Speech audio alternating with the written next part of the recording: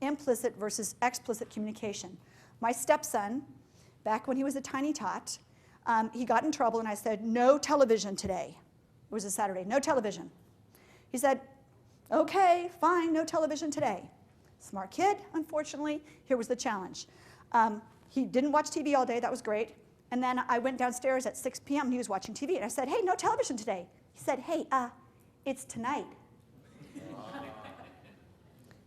I was not being explicit in my communication. I was saying no television today. I wasn't saying until X o'clock, etc. When we want more accountability with our people, we're generally not being explicit. There are 5 types of communication. Only 2 move the needle. Most people spend a lot of time info sharing in meetings. Dude, send an email, okay? Send a memo. Right? Get all the bodies in one room and just info share? Why? That's like the American standard for meetings. Let's info share for an hour. Ugh, it's a waste. Info sharing is one type of communication. The second is sharing of oneself. Very popular in California. I feel... Well, let me just do an interpretive dance. That would better explain how I feel. Right. So there's sharing of oneself. There's a very popular one in certain areas of the world, which is debating, decision-making, and point-proving. Okay? Which is mostly debating and point-proving. Okay? That's the third type. Then there are the only 2 that consistently move the needle.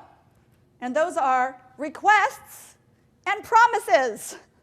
Bob, can I have this report in this format with this data by Friday at 4? Yes, Sue, you can. Or no, Sue, you can't, but you can have it by Monday at 8. Right?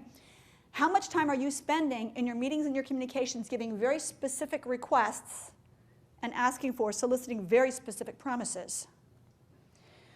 Please write down, oh, look at that nice little chart you're doing. Please write down 2 columns. Pick one scenario where you want to have more accountability from somebody in your life. Column number 1, all the explicit, abundantly clear things you were asking them to do. Column number 2, the implicit, the things where you think that they're getting the Vulcan mind meld or they're dialing into the psychic network and they're reading your mind, okay? One situation, just take a couple minutes, where you want to see more accountability with somebody. The first column, all the explicit directions you're giving them. Second column, all the implicit, the stuff that you want but you're not articulating. I want us to see as leaders how we create low accountability. Okay? Just take a sec. It's eye-opening, might be a smidge painful, but we're here to look in the mirror as leaders. Right? Just take a sec. What are your explicit?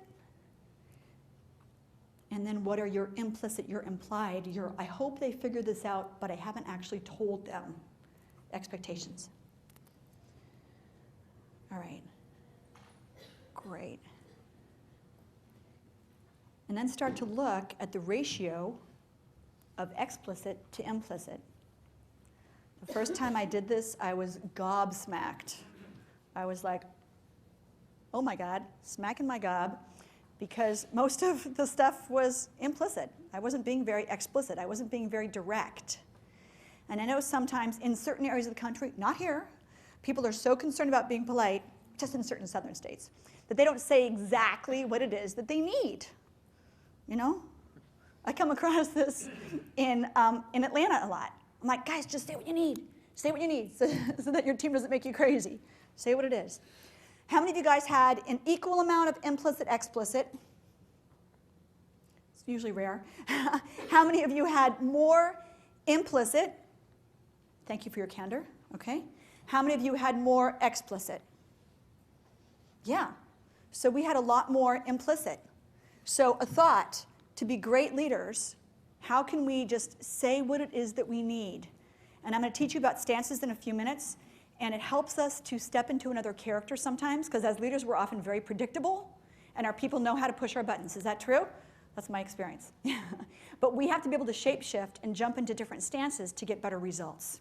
All right, when we aren't direct, when we aren't making our needs abundantly clear, our people will go again into the limbic system because they don't want to mess up, they're not sure, they don't want to bug us. Question? Thank you, yes? How do you reconcile being direct and specific with the fact that you have people on your team that are supposed to be the subject matter experts? How do you reconcile being explicit? Hang on a second. And my team, I have people that I actually hope know their area better than I know their area. So I'm looking for, to some degree, for guidance from them. How do I be specific in those situations? Yeah. And the sort of guidance that you're looking for is? So Deadlines? Yeah, for example, on an HR matter, how should we handle this HR matter? What are your suggestions? Give me a level of specificity that I can understand. Got it. Good. Okay. Thank you. Good question. So when we are at the kind of disadvantage, if you will, of not being the subject matter expert, but we can't know everything. That's why we pay them, right? How do we get more explicit work from our people? Well, for starters, I think it's really powerful to train all of our people in what we're talking about, and to create a culture of. In California, we're starting to call it healthy conflict, but really it's asking the tough questions. It's having those difficult conversations. It's having look, you guys know this stuff, I don't. What are my 3 strategies? What are the pros and cons of each? Most people know what a Ben Franklin is, Ben Franklin chart, pros, cons, right? Just give me the 3 strategies and the pros and cons of each, and then here comes the accountability. Can I have that by Friday at 2 p.m. in this format? So it's training them. We come across this with engineers all the time, because they're like, oh, that's going to be really hard to do. You want that? That's a whole new chunk of code. Going to take a long time. Going to cost a lot. We're going to need to shop to get that done. And in situations like that, we say, gosh, well, that's great. We don't have the budget. You guys are so smart. I totally know you guys can figure it out. Give me 3 strategies, the most likely, least likely, the one that you think will probably work, So we find that throw it back to them, give them 3. People can handle plus or minus 5. Or, 5 plus or minus 2. The human brain, men when it comes to grocery lists have a lower threshold. Sorry guys. It's 5 plus or minus 2. So if they're on a good day, they can do 5. If they're on a great day, they can remember 7. Okay, most people. And then if they're on a lousy day, they can remember 3.